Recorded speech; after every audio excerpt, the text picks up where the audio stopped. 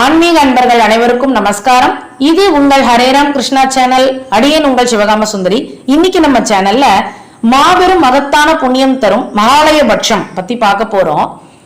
இதுல பித்ருக்கள்னா யாரு, பித்ரு லோகம்னா என்ன, பித்ரு தோஷம் பித்ரு சாபம்னா என்ன, பித்ருக்களினுடைய ஆசி அப்படிங்கறது நமக்கு எந்த அளவுக்கு நன்மை தரக்கூடியது, இதுல பித்ருக்காரகன் யாரு, மாத்ருக்காரகன் யாரு, மகாலயம்னா என்ன, பட்சம்னா என்ன, இந்த திதி கொடுக்கறதுனால என்னென்ன பலன்கள் நமக்கு கிடைக்குது, திதி கொடுக்காம தர்ப்பணம் கொடுக்காம இருந்தா வாழ்க்கையில நம்ம எவ்வளவு கஷ்டங்களை அனுபவிக்க நேரிடும், எந்தெந்த அமாவாசைகள் சிறந்தது, ஏன் நாம இங்க திதி தர்ப்பணம் அப்படின்னு கொடுக்கும் போது நாம சமர்ப்பிக்கிறோம், ஹோமத்துல ஆகுதி போடுறோம், இதெல்லாம் எப்படி யார் மூலமா நம்மளுடைய பித்ருக்களை சென்று அடையுது. சில பேருடைய கேள்வி என்னன்னா, இன்னுமா அவங்களுடைய ஆன்மா அலைஞ்சிட்டு இருக்கும் நம்மளுடைய இந்த ஆகுதிக்காக, அவங்க ஆன்மால வேற பிறவி எடுத்து மறுபிறவியில வந்திருக்க மாட்டாங்களா, இன்னும் ஏன் நமக்கு வருஷா வருஷம் ஏன் கொடுத்துக்கிட்டே இருக்கணும் அப்படின்ற சில கேள்விகள் இருக்கு. அதற்கான விடை அனைத்தையும், அதாவது நம்ம இந்த மாதிரி நம்மளுடைய முன்னோர்கள் வழி வழியா செய்து வந்த இந்த அமாவாசை தர்ப்பணம்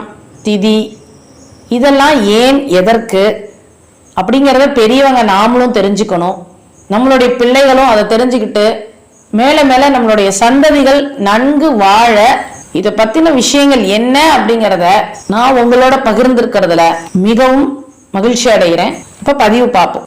முதல்ல பித்ருக்கள் யாரு அப்படின்னா, நம்மோடு வாழ்ந்த நம்மளுடைய முன்னோர்கள் இறந்த பிறகு அவர்களை பித்ருக்கள் அப்படின்னு சொல்றோம். பித்ரு லோகம் அப்படின்னா இறந்த உடல்ல இருந்து ஆன்மா பிரிந்து ஆன்மாவிற்கு அழிவில்லை, உடலுக்கு அழிவு உண்டு. அதற்குரிய கர்மாக்களுக்கு ஏற்ற, அதாவது செய்த வினைக்கு ஏற்ற இந்த சொர்க்கத்தையும் நரகத்தையும் அனுபவிச்சுட்டு அதற்கு மறுபிறவி, அதாவது இன்னொரு உடல் கிடைச்சு அந்த ஆன்மா அந்த உடல் புகுந்து மறுபிறவி எடுக்கும் காலம் வரை ஒரு இடத்துல தங்குது. அந்த லோகம் தான் பித்ரு லோகம் அப்படின்னு சொல்லப்படுது. நாம கொடுக்கக்கூடிய இந்த எல் தண்ணீர் எப்படி தாகம்லாம் தீர்க்கிறது அப்படின்னா, இந்த பித்ருலோகம் அப்படிங்கிறது சூரியனுக்கு அப்பால பல லட்சம் மைல் தொலைவுல இருக்குன்றது கருட புராணத்துல சொல்லப்படுது. பித்ருக்கள் நம்ம குடும்பத்தை நலமா இருக்கணும் வளமா இருக்கணும்னு வாழ அருளாசி வழங்கிட்டு இருப்பாங்க. இந்த மறைந்த முன்னோர்களுக்கெல்லாம் ஆன்மாக்களுக்கு அந்த சந்திரனுடைய ஒளிக்கதிரில் இருக்கக்கூடிய அமிர்தம் தான் உணவா இருக்கு. அமாவாசை அன்னைக்கு சந்திரனுடைய ஒளிக்கதிர் ஆன்மாக்களுக்கு கிடைக்காத போது அவங்க பசி தாகத்தால ரொம்ப கஷ்டப்படுவாங்க. அப்ப அந்த உணவுக்கு திண்டாடும் பொழுது பசி தாங்க முடியாத ஆன்மாக்கள் ரத்த சம்பந்தமுடையவர்களுடைய வீடுகளுக்கு சென்று அந்த இல்லங்களை கொடுக்கக்கூடிய அந்த எல் தண்ணீர், அந்த தண்ணீர் அவர்களுடைய தாகத்தையும் எல் அவர்களுடைய பசியும் தீர்க்கும் அப்படின்னு சொல்லப்படுது. அதனாலதான் நம்ம தர்ப்பணம் செய்யறோம். அதை எதிர்பார்த்து அவங்க காத்துக்கிட்டு இருக்காங்களாம். நாம அந்த தர்ப்பணத்தை அமாவாசையில செய்யாத போது அவங்க ஏமாந்து போறாங்களாம். அந்த ஏமாந்து அவங்க வருத்தப்பட்டு அந்த பசி தாகத்தோட திரும்பி போறதுதான் நமக்கு அவங்களுடைய சாபம், பித்ரு சாபமா மாறுது. அதுதான் பித்ரு தோஷமா இருக்கு ஜாதகத்துல. இதே அவங்க மகிழ்ந்து போறாங்கன்னா நம்ம எடுக்கக்கூடிய அனைத்து முயற்சிகளும் வெற்றி அடையும் அப்படின்னு சொல்லப்படுது. பிரதமையிலிருந்து அமாவாசை வரை இருக்கக்கூடிய மொத்தம் 15 திதிகள் இருக்கு. அதுல அமாவாசைங்கிறது மிகவும் முக்கியமா சொல்லப்படுது. ஏன்னா சூரியனும் சந்திரனும் இணையக்கூடிய காலம், காந்த சக்தி ஒண்ணு ஏற்படும் பூமிக்கு. மற்ற திதிகளினுடைய நாட்கள்ல 1-2 கிரகங்கள் சூனியம் அடையும். ஆனா அமாவாசை அன்னைக்கு எந்த கிரகமும் சூனியம் அடையாது. அதனால சில செயல்கள் செய்தா வெற்றி. ராகு கேது கிரகங்களால் ஏற்படக்கூடிய பிரச்சனைகளுக்காக நம்ம பரிகாரம் செய்யறோம் அமாவாசையிலனா அது வெற்றி கிடைக்கும். சூரியக்கலையும் சந்திரக்கலையும் சேருது, அதாவது நெற்றிக்கண் பலப்படுறதுனால சாஸ்திரிகள் மந்திர ஜபம் ஆரம்பிக்கிறது அப்படிங்கிறது சிறந்த ஒன்று. ஆறு ஏரி குளம் கடல் போன்ற நீர்நிலைகள்ல நீராடுறதுனால நம்மளுடைய தோஷம் நீங்கும். ஜீவ சமாதிகள் புதிய உத்வேகம் பெறக்கூடிய நாள் இந்த அமாவாசை. அதனால குரு பூஜை, அதிஷ்டான பூஜை அதெல்லாம் நடத்துறதுங்கிறது சிறந்த பலனை கொடுக்கும். சில சடங்குகள் சில வழிமுறைகளுக்கு அமாவாசை திதி சிறந்தது. அதுல ரொம்ப முக்கியமானது பித்ரு தர்ப்பணம் அப்படின்னு சொல்லப்படுது. நம்ம இப்ப பித்ரு யாரு, பித்ருக்கள் யாரு, பித்ரு லோகம், பித்ரு சாபம், பித்ரு ஆசி பத்தி பார்த்தோம். இப்ப 3 அமாவாசைகள் சிறந்ததா சொல்லப்படுது. ஆடி அமாவாசை, தை அமாவாசை, புரட்டாசி மாதத்துல வரக்கூடிய மகாலய அமாவாசை. அதாவது ஆடி அமாவாசைங்கிறது தட்சிணாயன காலம் ஆரம்பம். அதாவது அந்த டைம்ல முன்னோர்கள் பூமிக்கு இறங்கி வராங்க, அவங்களுடைய உறவினர்களை தேடி வராங்கன்னு சொல்லப்படுது. தை மாதம் உத்தராயண காலம் ஆரம்பம். அப்ப அவங்க நமக்கு நம்மளுடைய கொடுக்கக்கூடிய திதிகள் தர்ப்பணத்தை எல்லாம் ஏற்றி மனமகிழ்ந்து மீண்டும் அவங்களுடைய லோகத்துக்கு போறாங்கன்னு சொல்லப்படுது. இந்த ஆடிக்கும் தைக்கும் இடைப்பட்ட புரட்டாசியில வரக்கூடிய 15 நாட்கள் நம்ம கொண்டாடுறோம் மகாலய பட்சம். புரட்டாசி மாசம் வரக்கூடிய அமாவாசையை மகாலய அமாவாசைன்னு சொல்றோம். அது அந்த 15 நாட்கள் அவங்க தங்கி இருக்காங்க, நம்மளோட நம்ம குடும்ப உறுப்பினர்களோட தங்கி இருக்காங்க அப்படின்னு சொல்லக்கூடிய காலகட்டம் அது. இதுல மகாலயம் அப்படின்னா பெரும் கூட்டம் அப்படின்னு அர்த்தம். பட்சம் அப்படின்னா 15 நாட்கள் தான் பட்சம்னு சொல்றோம்.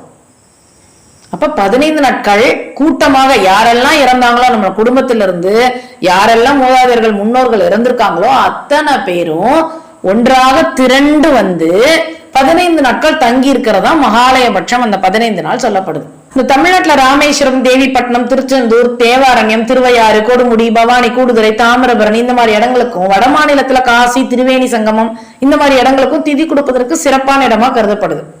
அதாவது இறந்த நாள் அன்னைக்கு திதி தெரியாதவங்க, மாதாந்திர அமாவாசை திதி எல்லாம் கொடுக்க முடியாதவங்க, இவங்கெல்லாம் கூட இந்த மகாலய அமாவாசை தினத்துல திதி கொடுக்கிறோம் அப்படின்னா ஆண்டுதோறும் திதி கொடுத்த பலனை அடையலாம் அப்படின்னு சொல்லப்பட்டிருக்கு நம்ம சாஸ்திரங்கள்ல. சரி, நாம இங்க திதி கொடுக்கிறோம் அப்படின்னா அது எப்படி நம்மளுடைய பித்ருக்களை சென்று அடையுது அப்படின்னா, முன்னோர்களுக்கு நாம செய்யக்கூடிய அந்த திதி பலன்களை நம்மகிட்ட பெற்று பித்ரு தேவதைகள்கிட்ட வழங்குபவர் யாருன்னா சூரிய பகவான். அதனாலதான் அவரை பித்ருக்காரகன் அப்படின்னு சொல்றோம், ஆத்மகாரகன் அப்படின்னு சொல்லுவோம்.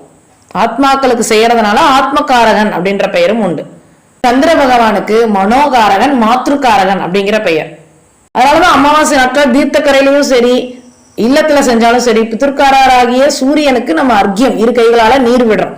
அது மட்டும் இல்ல, இந்த கடல்ல அந்த அமாவாசை அன்னைக்கு காலையில போய் நீர் எடுத்துட்டு வீட்டுல எல்லாம் தெளிக்கிறோம் அப்படின்னா தோஷங்கள்லாம் வீட்டுல விலகும் அப்படின்னு சொல்லப்படுது. நமக்கெல்லாம் அன்னம் அளிப்பவள் அன்னபூரணின்னு சொல்றோம். ஆன்மாக்களுக்கு அன்னம் இடுபவள் யார் அப்படின்னா ஸ்வதா தேவி. அந்த நமது முன்னோர்களுடைய ஆன்மாக்களை நினைத்து நம்ம கொடுக்கக்கூடிய இந்த அன்னம் அது ஆகுதியில போடுறோம். அந்த ஓமம் நடத்தி ஸ்வதா தேவி தான் அந்த ஆன்மாக்களுக்கு அதை சமர்ப்பிக்கிறா அப்படின்னு சொல்லப்படுது. தர்ப்பணத்துக்கு ராவுகாலம் யமகண்டம்லாம் பொருந்தாது. அமாவாசை அன்னைக்கு அசைவ உணவு, வெங்காயம் பூண்டு தவிர்க்கிறது, காகத்துக்கு சாதம் வச்சதுக்கு அப்புறம் நம்ம சாப்பிடுறது, கோதுமை தவிர அகத்திக்கீரையெல்லாம் பசுவுக்கு தானமா வழங்குறது, இதெல்லாம் மிகுந்த புண்ணியத்தை தரும். ராசி சக்கரத்துல தென்மேற்குல இருக்கக்கூடிய கன்னி ராசிக்குள்ள சூரியன் எப்ப பிரவேசமாகிறாரோ அப்பதான் அந்த புரட்டாசி மாசம் வரும். அந்த மாதம் பித்திருக்களுக்குரிய விடுதலை மாதம் அப்படின்னு சொல்லப்படுது. அப்பதான் அவங்க அங்கிருந்து விடுதலையாகி இந்த பூலோகத்துக்கு அவங்களுடைய உறவினர்களோட இருக்காங்க அப்படின்னு சொல்லப்படுது. இப்ப நம்மளுடைய முன்னோர்களுக்கு திதி கொடுக்கணும்னு நினைக்கிறோம், ஆனா அவங்களுடைய இறந்த திதி என்னன்றது நமக்கு தெரியாது சரிவர. அப்படிங்கிறவங்க இந்த மகாலயத்துல நம்ம கொடுக்கணும்னு நினைக்கும் பொழுது, மகாலய அமாவாசை எல்லாரும் கொடுக்கக்கூடிய நாள். இதுலயே மகாபரணி, மகாவியதி பாதம், மத்தியாஷ்டமி, கஜச்சாய புண்ணிய காலம், சஸ்திரஹதமாலயம், இது மாதிரி முக்கிய நாட்கள் 5 இருக்கு. இந்த நாட்கள்ல நம்மளோட உறவினர்கள், நண்பர்கள் அனைவருக்கும் கொடுக்கலாம். இதுல ஜாதி மத இன வேறுபாடு இல்லாம கொடுக்கலாம். நமக்கு தெரிந்தவர்கள் அனைவருடைய பெயரையும் சொல்லி, அவர்களுடைய தெரிந்தால் அவருடைய கோத்திரம் நட்சத்திரம் அனைத்தையும் சொல்லி நம்ம திதி கொடுக்கலாம். நம்ம திதியே தெரியாதவங்களும் இந்த நாட்கள்ல முன்னோர்களை நினைத்து தர்ப்பணம் செய்யலாம் அப்படின்னு சொல்லப்பட்டிருக்கு. இந்த மாதிரி தர்ப்பணம் கொடுக்கறதுனால வரக்கூடிய பலன்கள் என்ன அப்படின்னா, பிரதமை அதாவது முதல் நாள் நம்ம பண்ணக்கூடியது மகாலயபட்சம் ஆரம்பம், அந்த அன்னைக்கு நம்ம பண்ணக்கூடியது பணம் சேரும். 2வது நாள் திரிதியைன்னு சொல்றோம், அப்ப ஒழுக்கமான குழந்தைகள் பிறக்கும். 3வது நாள் திருத்தியை அப்படிங்கிறோம், அந்த அன்னைக்கு நம்ம நினைச்சதெல்லாம் நிறைவேறும். சதுர்த்தி இல்லைன்னா அதை மகாபரணின்னு சொல்லுவோம், அந்த அன்னைக்கு நம்ம பண்றது பகைவர்கள் விலகுவார்கள். பஞ்சமி அன்னைக்கு செய்யறது வீடு நிலம் இந்த மாதிரி சொத்து சேர்க்கை ஏற்படும். சஷ்டியில 6வது நாள் செய்யறது புகழ் கிடைக்கும். 7வது நாள் சப்தமியில செய்யறது, அந்த சப்தமி நாள் தான் மகா வியதி பாத்தம் அப்படின்னு சொல்றோம், சிறந்த பதவிகள் தேடி வரும். 8வது நாள் அஷ்டமி, அதை மத்தியாஷ்டமின்னு சொல்றோம், நமக்கு சமயோஜித புத்தியும் அறிவாற்றலும் ஏற்படும். 9வது நாள் நவமின்னு சொல்றோம், சிறந்த வாழ்க்கை துணை, குடும்பத்திற்கு ஏற்ற மருமகள் மருமகன் இதெல்லாம் அமைவாங்க. புத்திசாலியான பெண் குழந்தைகள் பிறக்கும். 10வது நாள் தசமி அன்னைக்கு நீண்ட நாள் ஆசை ஒன்று நிறைவேறும். 11வது நாள் ஏகாதசி அன்னைக்கு படிப்பு, விளையாட்டு, கலைகள் தேர்ச்சி பெறலாம். 12ஆம் நாள் துவாதசி, அந்த துவாதசி அன்னைக்கு தான் கஜச்சாயா புண்ணிய காலம்னு சொல்றோம். 12வது நாள் தங்க நகை சேரும். 13வது நாள் திரையோதசி, அதைத்தான் நம்ம சஸ்திரகத மகாலயம் அப்படின்னு சொல்றோம். பசுக்கள் விவசாய அபிவிருத்தி ஏற்படும், தீர்க்க ஆயுள் கிடைக்கும், ஆரோக்கியம் கிடைக்கும், தொழில் மேன்மேலும் வளரும். 14வது நாள் சதுர்த்தசி, பாவம் நீங்கும், எதிர்கால தலைமுறைக்கு நன்மை சேரும், துர்மரணம் ஏற்பட்டவங்களுக்கும் கொடிய நோயால இறந்தவர்களுக்கும் நம்ம இந்த நாள்ல, அதாவது 14வது நாளான சதுர்தசி அப்படிங்கிற நாள்ல நம்ம வழிபாடு செஞ்சு பூஜைகள் செய்யறதுனால அவங்களுக்கு உடனடியான பலன் பித்ருக்களுக்கு கிடைக்கும்னு சொல்லப்படுது. 15ஆம் நாள் மகாலய அமாவாசை, பித்ரு வழிபாட்டுக்கு மிகவும் சிறந்தது. ஒரு வருடம் திதியும் தர்ப்பணமும் செய்த பலனை, முன்னோர்கள் ஆசியை பெற்றுத்தரக்கூடிய நாள் இந்த மகாலய அமாவாசைன்னு சொல்லப்படுறது. ஏதோ ஒரு காரணத்தினால அமாவாசையை மறந்துட்டோம் அப்படின்னா கூட மகாலயத்தை மறக்க கூடாது அப்படிங்கிறதுக்காக ஒரு பழமொழி சொல்லுவாங்க, மறந்தவனுக்கு மகாலயம். அதாவது ஒவ்வொரு மாதமும் நம்ம அமாவாசைக்கு தர்ப்பணம் செய்யறத மறந்துட்டா கூட அதுக்கு ஒரு விதி விலக்கா, நீ மகாலயத்துல செய்யி, ஒரு வருஷம் ஃபுல்லா செஞ்ச பலன் கிடைக்கும்ன்றதுக்காக மகாலய அமாவாசையை சொல்றாங்க. பித்ருலோகம் எங்க இருக்குன்ற கேள்விக்கு பூமிக்கும் அந்தரிக்ஷத்திற்கும் நடுவுல இருக்குன்றது பாகவத புராணம் காண்டம் 5 அத்தியாயம் 24 குறிப்பிடப்பட்டிருக்கு. பித்ருக்களுக்கு தென்புலத்தார் அப்படின்ற ஒரு பெயர் சொல்லப்படுது. திருவள்ளுவர் அழகா சொல்லியிருக்காரு, குடம்பை தனித்து ஒழிய புல் பரந்தற்றே உடம்போடு உயிரிடை நட்பு அப்படிங்கிற குரல்ல உடல் நிலைப்பது உயிர் உள்ள வரையில் தான், இரண்டும் எதற்கும் கட்டுப்பட்டதும் அல்ல, உடலுக்கும் உயிருக்குமான நட்பு நீடித்ததும் அல்ல. உடலை நீத்த ஆன்மா முற்பிறவில செய்த வினைகளுக்கு ஏற்ப பாவ கர்ம வினைகளுக்கு ஏற்ப நரகத்தையும் சொர்க்கத்தையும் அனுபவித்து அது தீர்ந்ததுக்கு அப்புறம் பித்ருலோகத்துல போய் மறுபிறவிக்கான உடல் கிடக்கும் வரை தங்கி இருக்கும் அப்படின்னு சொல்லப்படுது. இந்த மாதிரி தங்கி இருக்கிறவங்க தான் பித்துரர்கள் அப்படின்னு சொல்றோம். 4 கடன்கள் நமக்கெல்லாம் முக்கியம். தேவக்கடன், ரிஷி கடன், பூத கடன், பித்துர்கடன் அப்படின்னு சொல்றோம். அதுல இந்த பித்துர்கடனை பத்தி தென்புலத்தார் தெய்வம் விருந்தொக்கல் தான் என்றாங்கு ஐம்புலத்தாறு ஓம்பல் தலை அப்படின்னா இறந்த முன்னோர்கள் வழிபடும் தெய்வம், விருந்து, சுற்றம், தன் குடும்பம் என்ன 5 இருக்கு. அதுல அறநெறி வலுவாமல் காக்கணும். அதுல இல்லறத்தானுக்கு தலைமையான அறம் எது அப்படின்னு பார்த்தா திருவள்ளுவரே தென்புலத்தார் அப்படின்னு இந்த பிதுர்காரகரை தான் முதல் சொல்லியிருக்காங்க. அவங்களுக்கு செய்யக்கூடிய இந்த பிதுர்கடன் தான் ரொம்ப முக்கியம்னு திருவள்ளுவர் சொல்லியிருக்காரு. இறந்து போன முன்னோர்கள் இன்னும் மறுபிறவை எடுக்காமல் பித்ருலோகத்துல இருக்கிறாங்களா, அவங்களுக்கு நாம ஏன் இந்த தர்ப்பணம் செய்யணும், மறுபிறவி எடுத்திருப்பாங்கல்ல அப்படிங்கிற வினாவுக்கு என்னன்னா, யாரு எப்ப மறுபிறவி எடுப்பாங்க, இல்ல அவங்க முக்தியே அடைஞ்சிட்டாங்களா மறுபிறவி இல்லாம, பித்ருலோகத்திலேயே இன்னும் இருக்காங்களா அப்படிங்கிற எதுவுமே நமக்கு தெரியாது. அவங்க லோகத்துல இருந்தாலும் எங்க இருந்தாலும் பித்ரு தேவதைகள் மூலமா நாம கொடுக்கக்கூடிய இந்த தர்ப்பணத்தினுடைய ஆகுதி அப்படிங்கிறது கண்டிப்பா அவங்கள சென்று அடையும். அதன் மூலமாக அவர்களுடைய ஆசி நமக்கு கிடைக்கும். இல்ல மறுபிறவியே எடுத்திருந்தாலும் நாம நம்மளுடைய முன்னோர்களை நினைத்து நம் கடமையோடு கடனை தீர்க்கிறோம், கடமையை சரிவர செய்யறோம் அப்படிங்கிறதுனால நமக்கு நன்மைகள் கிடைக்கும், ஆசி கிடைக்கும். நம்ம முன்னோர்கள் யார் யார் என்னென்ன பிறவி எடுத்திருக்காங்கன்ற எதையுமே நம்மளால கணிக்க முடியாதுன்றதுனால நாம் இருக்கும் வரை தொடர்ந்து நம்மளுடைய இந்த திதி தர்ப்பண விஷயங்களை செய்துகிட்டே வரணும் அப்படின்னு ஆன்றோர்களும் ரிஷிகளும் வலியுறுத்தி சொல்லியிருக்காங்க. அதனால பித்ரு பூஜை என்றும் வீணாவது இல்லை அப்படின்னு சொல்லப்படுது சாஸ்திரங்கள்ல. இந்த தர்ப்பணம் எப்படி செய்யப்படுது அப்படின்னா, அன்று காலையில நீராடிட்டு பித்ரு தர்ப்பணம் செய்யும்போது நம்மளுடைய முன்னோர்களுடைய பெயர்கள் கோத்திரம் எல்லாம் சொல்லணும். இல்ல அவங்களுடைய பெயர்கள் உறவுகளை எல்லாம் சொல்லணும். தாய் வர்க்கத்திலையும் தந்தை வர்க்கத்திலையும் 3 தலைமுறையினர் பெயர்களை, பங்காளிகள் அதாவது நம்மளுடைய நண்பர்கள் உறவினர்கள் பெயர்களை, இவங்களுக்கெல்லாம் தர்ப்பணம் கொடுக்கணும். அது மட்டும் இல்லாம தர்ப்பணம் செய்யறதுக்கு சந்ததியே இல்லாதவர்களுக்கும் சேர்த்து, தெரிந்தவர்கள் தெரியாதவர்கள் எல்லாருக்கும் சேர்த்தும் தர்ப்பணம் கொடுக்க முடியும். அதுதான் இந்த மகாலய பட்சத்தினுடைய சிறப்பம்சம். தர்ப்பணம் செய்யறதுக்கு இந்த திருவெண்காடு தலம் அதாவது புதன் தலத்துல தர்ப்பணம் செய்யறதுனால 21 தலைமுறைகள் உய்வு பெறும் அப்படின்னு சொல்லப்படுது. திருவெண்காடுல இருக்கிறத நம்ம ருத்ரகயா அப்படின்னு சொல்றோம். சென்னைக்கு அருகில திருவள்ளூர்ல ஒரு திருக்குளம் இருக்கு, அதுக்கு ஹிருத்தாபனாசினி அப்படின்னு பெயர். அது ஒரு புனிதமான இடம். அதுல சமஸ்கிருத பாடல்ல அதை பத்தி ரொம்ப பெருமையா விளக்கப்பட்டிருக்கு. இந்த திருக்குளத்தை பார்த்தாலோ தொட்டாலோ நீராடினாலோ மனதில் உள்ள அனைத்து வேதனைகளும் தீரும் அளவிற்கு இது புனிதமானது. கங்கை கோதாவரி நதிகளை விட புனிதமானதாக இது கருதப்படுது. இங்கேயும் நம்ம அமாவாசை தர்ப்பணம் மகாலய காலங்கள்ல எல்லாம் வழிபாடு நடத்துறதுங்கிறது ரொம்ப சிறந்த ஒன்று. இந்த பித்ரு தோஷம்ங்கிறது ஏன் வருது அப்படின்னா, செய்ய விதிக்கப்பட்ட சில வேலைகளை செய்யாம விட்டுட்டோம் அப்படின்னா அது கூட குற்றம் தான். தவறாக செய்தால் மட்டும் குற்றம் அல்ல, செய்யாமலே விட்டுட்டாலும் குற்றம் தான். உதாரணமா ஒரு பிள்ளை தன் தாய் தந்தையை காப்பாற்றணும், அது கடமை, செய்யலைன்னா அது குற்றம். அதே போல தந்தை தான் பெற்ற பிள்ளைகளை காப்பாற்றணும், செய்யலைன்னா அந்த கடமை தவறுனா அது குற்றம். அதே மாதிரி வாழ்ந்து மறைந்த நம் முன்னோர்களுக்கு வழி வழியாக நாம் செய்ய வேண்டிய ஒரு சிறு வழிபாட்டை செய்யலை அப்படின்னா அது குற்றம். அந்த குற்றம் தான் பித்ரு தோஷம். அவர்களுடைய ஆத்மா சாந்தி அடையாதனால வருகிற தோஷம் தான் பித்ரு தோஷம்னு சொல்றோம். இது தோஷத்திலே மிகவும் கொடிய தோஷமாக சொல்லப்படுது. இந்த பித்ருதோஷத்துக்கு வேற ஏதாவது காரணம் அப்படின்னா கருச்சிதைவு பண்றது, அடிக்கடி கருவை கலைக்கிறதுங்கிறது ஒரு உயிரை கொள்றதற்கு சமம் இல்லையா? அதனால அதுவும் தோஷத்துல பித்ருதோஷத்துல சேரும். அது மட்டும் இல்லாம இறந்தவர்களுக்கு கொடுக்கக்கூடிய தர்ப்பணம் மட்டுமல்ல, பெற்றோர்களை இறுதி காலத்துல கவனிக்காம போனா கூட பித்ருதோஷம் அப்படின்னு தான் சொல்லப்படுது. இந்த பித்ருனுடைய சாபம் அப்படிங்கிறது எப்படி வேலை செய்யுதுன்னா, கடவுள் நம்மளுடைய பாவங்களை குறைக்கலாம், ஆனா நம்மளுடைய புண்ணியங்களை தடுக்க முடியாதுன்னு நம்ம சொல்றோம். ஆனா நம்ம கடவுள் நமக்கு தரக்கூடிய வரங்களை கூட பித்ருக்களுடைய சாபம் தடுத்து நிறுத்தும் தன்மை உடையதுன்னு சொல்லப்படுது. நம்ம குடும்பத்துல நடக்கக்கூடிய விரும்பத்தகாத செயல்கள், திரும்ப திரும்ப நடைபெறுகின்ற எதிர்மறை விஷயங்கள், அதெல்லாம் இந்த பித்ருதோஷம் இருக்குன்றதை நம்ம கண்டுபிடிக்க முடியும்.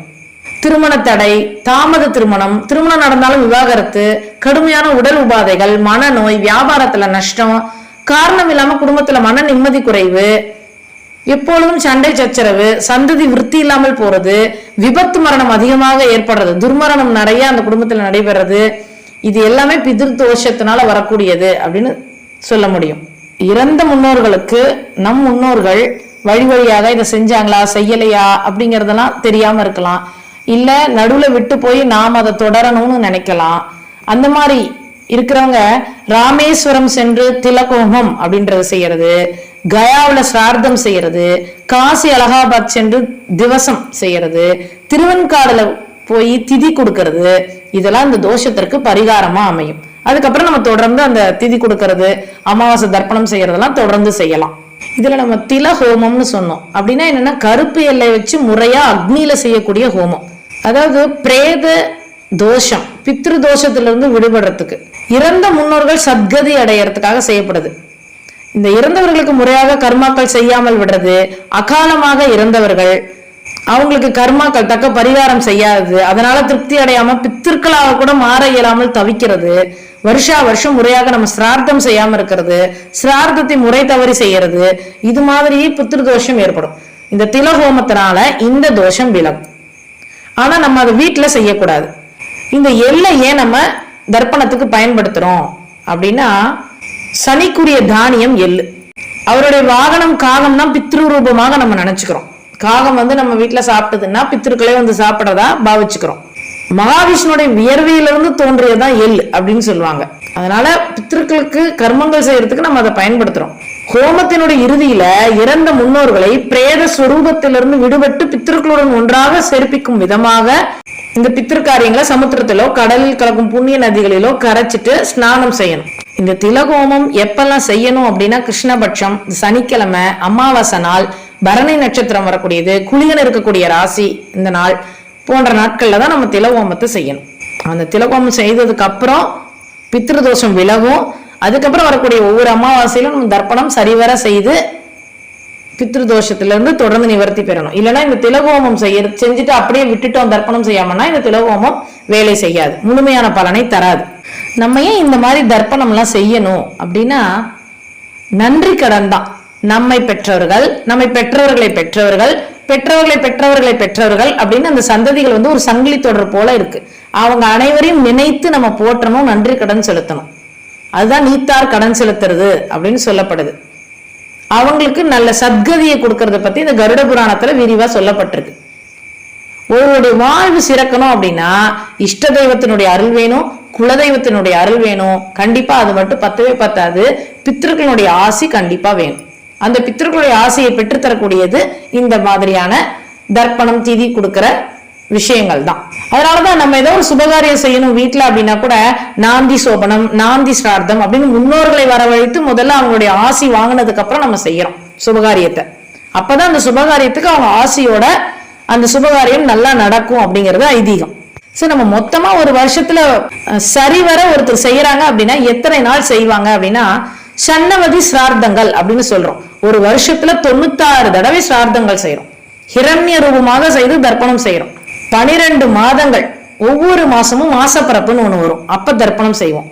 அப்புறம் அதே மாதிரி ஒவ்வொரு மாசமும் அமாவாசைன்னு ஒரு திதி வரும், அப்ப அது ஒரு 12 அமாவாசை திதி.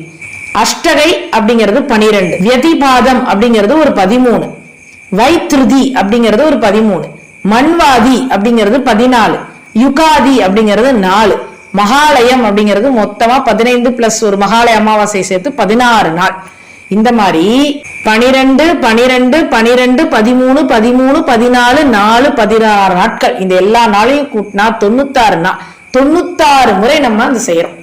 ஆனா இத்தனை நாளையும் வருஷத்துல 96 நாள் 365 நாட்ல நம்ம 96 நாள் செய்யறோம் பித்திருக்களுக்காக. இந்த 96 நாள் செய்ய முடியல அப்படின்னா 12 அமாவாசை தினங்கள் தர்ப்பணம் செய்யலாம். இல்லைன்னா ஆண்டுக்கு ஒரு முறை அவங்களுடைய இறந்த மாதத்துல இறந்த திதியில சிரார்த்தம் செய்யலாம்.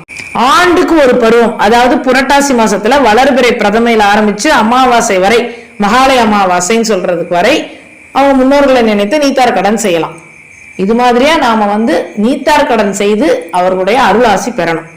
இந்த நீத்தாரை தான் நம்ம பிதுரர், தென்புலத்தார் அப்படின்லாம் சொல்றோம். இத பிதுரர் பூஜைன்னு சொல்றோம். சங்க இலக்கியங்கள் எடுத்துக்கிட்டா புறநானூர்ல தொல்காப்பியத்துல எல்லாம் இந்த நீத்தார்கடனுடைய சிறப்பு பற்றி வெகுவாக சொல்லப்பட்டிருக்கு. புரட்டாசி மாத சிறப்புகள் அப்படிங்கிற பதிவுல போட்டிருக்கோம். நான் அந்த பதிவுடைய லிங்கையும் இந்த டிஸ்கிரிப்ஷன்ல கொடுக்குறேன். அதுல அந்த செயல் வரிகள், அதனுடைய பொருள் அனைத்தும் விரிவாக கொடுக்கப்பட்டிருக்கு.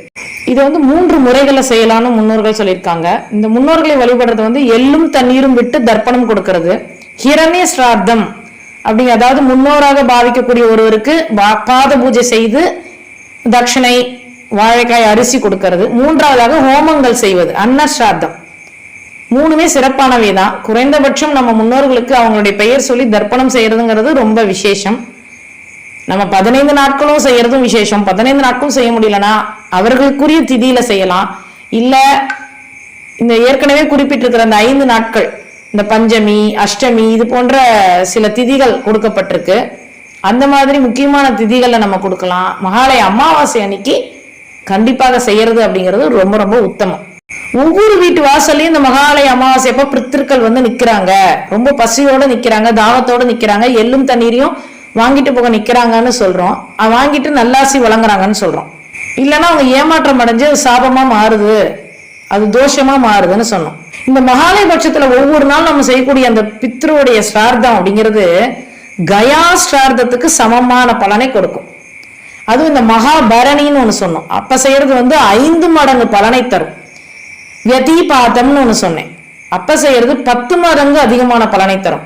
மத்தியாஷ்டமி, அஷ்டமியில செய்யறது 20 மடங்கு அதிகமா தரும். துவாதசி புண்ணிய காலத்துல செய்யறது 100 மடங்கு அதிகமான பலனை தரும். மகாலய அமாவாசை அன்னைக்கு செய்யறது 1000 மடங்கு புண்ணியத்தை நமக்கு கொடுக்கக்கூடியது. ஆனா ஏதோ ஒரு காரணம் மகாலய பட்சத்துல நம்மளால மகாலய சிரார்த்தம் செய்யவே முடியல. அதுக்கும் ஒரு காலகட்டம் கொடுத்திருக்காங்க. அந்த மகாலய அமாவாசை முடிஞ்சதுக்கு அப்புறம் வரக்கூடிய அடுத்த பஞ்சமிக்குள்ள செய்யறோம் அப்படின்னா பிரதமை, சஷ்டி, ஏகாதசி, சதுர்தசி, வெள்ளிக்கிழமையில செய்யக்கூடாதுங்கிறத கவனத்துல வச்சுக்கணும். அமாவாசை தர்ப்பணத்துல இல்லாத சிறப்பு ஒண்ணு மகாலய தர்ப்பணத்துல இருக்கு. என்னன்னா உபய வம்ச காருண்ய பித்ரூன் ஆவாகயாமி அப்படின்னு சொல்லி காருணிக பித்ருக்களுக்கு தர்ப்பணம் செய்யறோம். பித்ருவர்க்கம், மாத்ருவர்க்கம், பித்ரு காருணிக வர்க்கம் அப்படின்னு பித்ருக்கள் 3 வகை இருக்காங்க. அதாவது தந்தை வகையை சார்ந்த பித்ருக்கள் பித்ருவர்க்கம், தாயார் வகையை சார்ந்தவங்க எல்லாம் மாத்ருவர்க்கம், சித்தப்பா, மாமா, குரு முதலானோர் காருணீக பித்ருக்கள். பெரியப்பா, சித்தப்பா, அண்ணா, தம்பி, பிள்ளைகள், அப்பாவுடன் கூட பிறந்த தமக்கை, தங்கைகள், மாப்பிள்ளைகள், அக்கா, தங்கை, நெருங்கிய உறவினர்கள், மனைவி, மாமனார், அதாவது மாட்டுப்பொன், மைத்துனன், குரு, ஆச்சாரியன், காப்பாற்றிய எஜமானன், நண்பர்கள், இவங்களுடைய கோத்திரம் பெயர் சொல்லி வர்க்கத்துவாய வசிஷ்டான் சர்வான் காருண்ய பித்ரூன் ஸ்வதா நமஸ் தர்ப்பயாமி அப்படின்னு மந்திரம் சொல்லி தர்ப்பணம் செய்யலாம். இதான் காருணிக பித்ருக்களுக்கு செய்யக்கூடிய தர்ப்பணம். இது மகாலயத்துல செய்யக்கூடிய சிறப்பான ஒண்ணு. இந்த அமாவாசை மகாலய பட்சம் தான் செய்யறமே, இது சுபதினமா அசுப தினமான ஒரு சந்தேகம் எல்லாருக்கும் இருக்கு. தினங்களை 2ஆ தான் பிரிச்சிருக்கோம். ஒண்ணு சுபதினம், இன்னொன்னு புண்ணிய தினம். இந்த அமாவாசை போன்ற நீத்தார் கடன் செய்யக்கூடிய நாட்கள்லாம் புண்ணிய காலம், புண்ணிய தினம் அப்படின்னு தான் நம்ம சொல்றோம். இது அசுப காலமே கிடையாது. மகா பெரியவா கிட்ட ஒரு கேள்வி வந்தது. அந்த கேள்விக்கு அவர் பதில் சொல்றார். தெய்வத்தின் குரல்ல இருந்து எடுத்தது. அதாவது நான் ஒரு இடத்துல இருந்தேன், எங்க அப்பா இறக்கும் தருவாயில நான் வெளிநாட்டுல இருந்தேன். இப்ப நான் வேற ஒரு முகவரியில இருக்கேன். இப்ப பித்ருக்கள் இந்த மாதிரி அமாவாசை நாட்கள்லாம் வீட்டு வாசலுக்கு பசி தாகத்துல நம்மளுடைய எள்ளு தண்ணீருக்காக காத்திருக்காங்கன்னு சொல்றோம். எப்பவோ இறந்து போன அப்பாவுக்கு நான் இப்ப மாத்தின விலாசம் அதெல்லாம் எப்படி தெரியும்? எப்படி கரெக்டா வர முடியுமா? பித்ருக்கள் வருவாங்களா அப்படின்ற மாதிரி ஒரு வினா எழுந்தது. அதற்கு அவர் சொல்ற பதில் என்னன்னா, 1,00,000 பசுக்கள் ஒரு மைதானத்துல கூட்டமா திரிஞ்சிட்டு இருக்கும் போது 1,00,000 கன்றுகளை அந்த மைதானத்துக்குள்ள விடுறோம் அப்படின்னா, பால் குடிக்கிறதுக்காக விரட்டி விடும் பொழுது ஒவ்வொரு கன்றும் மிகவும் சரியாக தனது அம்மாவிடம் பால் குடிக்கும். அதுதான் தாற்பயம். எந்த கன்றும் தாயல்லாத பிற பசுகள்கிட்ட போய் பால் குடிக்காது. அதுபோல நாம் சொல்லும் மந்திரங்கள் நம் பித்திருக்களுடைய காதில் விழுந்து அது நம் முகவரையே அவர்களுக்கு சொல்லும், விலாசத்தை சொல்லி இழுத்து வரும் அப்படின்ற மாதிரி மகா பெரியவர் சொல்றார் விளக்கம். நம்ம ஏற்கனவே சொன்ன மாதிரி நம்மளுடைய முன்னோர்கள், அதாவது நம் தாய் தந்தை சகோதரன், நம்மளுடைய முன்னோர்கள் இல்லாத வேறு உறவினர்களோ அல்லது நம்மளுடைய நண்பர்கள், தெரிந்தவர்கள் தெரியாதவர்கள் அனைவருடைய ஆத்மாவும் சாந்தி அடையணும், இந்த எள்ளும் நீரும் தெளிக்கிறேன் அப்படின்னு சொல்லி அவர்கள் திருப்தி அடைவார்களாக அப்படி நம்ம சொல்லும் பொழுது நம்முடைய ஒற்றுமை உணர்வு, ஜாதி மத வேதம் இல்லாத ஒரு ஒற்றுமை உணர்வு ஓங்கி பிரதிபலிக்கிறது இந்த தர்ப்பணத்துல அப்படின்னு சொல்ல முடியும். இந்த நாள்ல கண்டிப்பா நம்ம சவரம் செய்து கொள்ளக்கூடாது. சகோதரன் சகோதரி மாமனார் தவிர்த்து வெளியிடங்கள்ல சாப்பிடக்கூடாது, ஹோட்டல்ல சாப்பிடக்கூடாது, வெங்காயம் பூண்டு சேர்த்துக்க கூடாது, அசைவம் சாப்பிடக்கூடாது, எண்ணெய் தேய்த்து குளிக்க கூடாது அப்படின்னு பல விதிமுறைகள் இருக்கு. இதெல்லாம் நம்ம கடைபிடித்து நம் குழந்தைகளுக்கும் வாழ்வில் இதெல்லாம் சொல்லிக் கொடுத்து நம் சந்ததிகள் பித்ருக்களுடைய ஆசியை பெற்று வாழ்வாங்கு வாழணும் அப்படிங்கிறதுக்காக எனக்கு தெரிந்த சில விஷயங்களை உங்களோட நான் பகிர்ந்துகிட்டேன். இதுல தவறுகளும் இருக்கலாம், என்னுடைய இந்த செய்திகள் சேகரிப்புல தவறுகளும் இருக்கலாம். தயவு செய்து பெரியவர்கள் அந்த தவறுகளை எனக்கு சுட்டி காட்டலாம் இந்த கமெண்ட்ஸ் பாக்ஸ்ல. உங்களுக்கு இந்த சொன்ன இந்த பதிவு பிடிச்சிருந்தது அப்படின்னா உங்களுடைய உறவினர்கள் நண்பர்களுக்கு இந்த லிங்க் அவங்களுக்கு ஷேர் பண்ணி அவங்களும் இதை தெரிஞ்சுக்கிறதுக்கு ஒரு வாய்ப்பை ஏற்படுத்தி கொடுக்கணும். அனைவர்களுக்கும் இந்த மகாலயபட்ச தினமானது பித்ருக்களுடைய ஆசியை பெற்றுத்தரணும், உங்கள் குடும்பம் சந்ததிகள் மேல் மேலும் ஓங்கி வாழணும் அப்படிங்கிற குலதெய்வம் இஷ்ட தெய்வம் பித்ருக்களை வேண்டி இந்த உரையை முடித்துக் கொள்கிறேன். நன்றி, வணக்கம்.